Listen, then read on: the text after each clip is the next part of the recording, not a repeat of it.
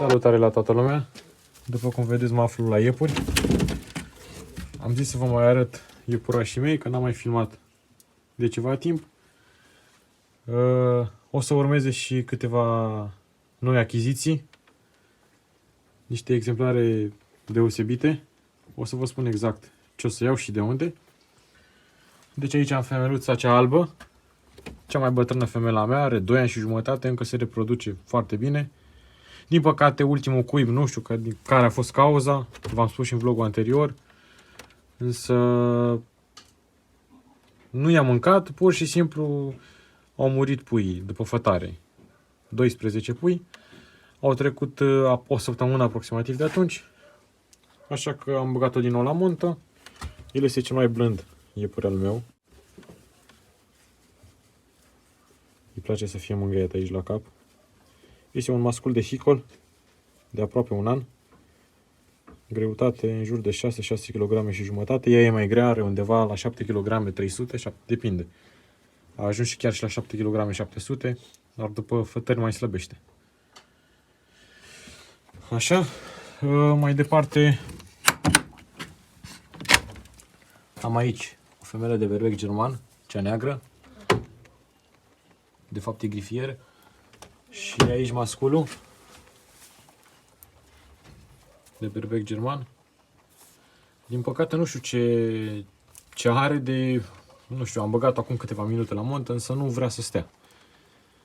Îl bate foarte tare. Dacă știți cumva care este cauza, scrieți-mi acolo în comentarii.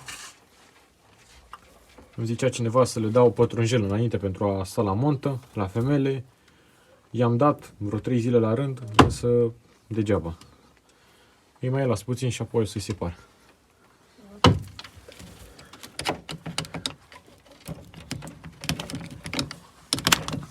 Așa. Aici am 2 masculași de hicol de 3 luni, fără 2 zile. Ei sunt disponibili, i-am de vânzare. Dacă dorește cineva, îmi poate scrie în comentarii sau poate să-mi dea un mesaj pe Facebook. Facebook-ul este tot Mădălin Ciorăscu, exact cum e și canalul de YouTube.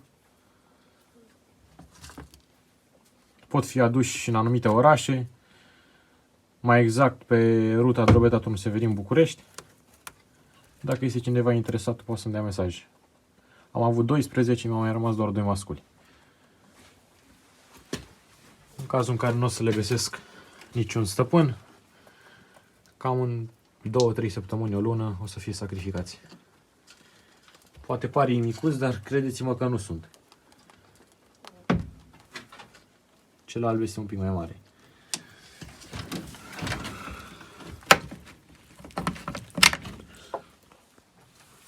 Aici este locul unde stă femela cea albă de aici. Mai departe avem, în sfârșit, această femelă mi-a luat pui, pentru că am avut mari probleme cu ea. Nu-mi lua pui. O femelă de hicol superbă, mi-mi place foarte mult. A fost foarte grasă și din cauza asta, însă i-am redus puțin rația de mâncare și s-a rezolvat problema. Pe data de 19 ar trebui să înfete, acum sperăm să aibă grijă de ei. Ea are undeva la 9 luni. Nu mă deranjăm.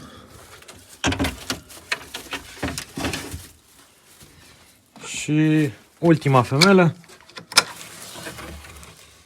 Femela de berbec. Imediat stați că s-a băgat aici după lucernă. O să-i pun și eu o hrănitoare, cum au și ceilalți. Însă n-am dat comandă. Adică n-am dat comandă, am dat comandă de 5 sau 6 bucăți, pentru că aveam foarte puțini iepuri atunci. Bine că nici acum nu mai am mulți, că am dat din ei. Chiar astăzi am dat, dacă ați urmărit vlogul anterior, masculul cel alb de berbec german. L-am prezentat în vlogurile anterioare cu iepuri. Și ea trebuie să fete odată cu femela de hicol cea neagră pe data de 19. Au fost montate în aceea zi. Ea este linie Cosmin Cosma. O femelă superbă. N-am avut pui decât o dată de la ea. Nu, pardon, de 2 ori. Normal mi-a fătat de 3 ori, însă un cuib nu a avut grijă de el. asta fiind ultimul cuib. Acum o lună și ceva.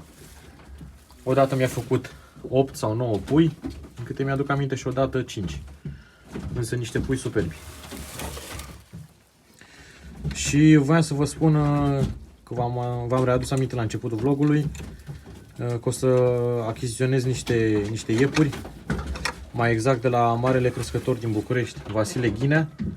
Momentan o să iau o pereche de uriași germani în vârstă de 8 luni de zile, iar mai apoi, undeva prin primăvară, o să iau și niște vienezi pe albastru.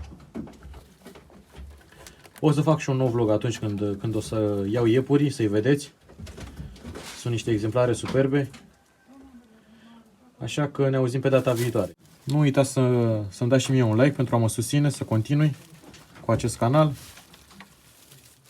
Un comentariu dacă vă plac sau dacă nu vă plac iepurii mei. Și cei care nu sunteți abonați să vă abonați. Ne auzim pe data viitoare. Vă salut!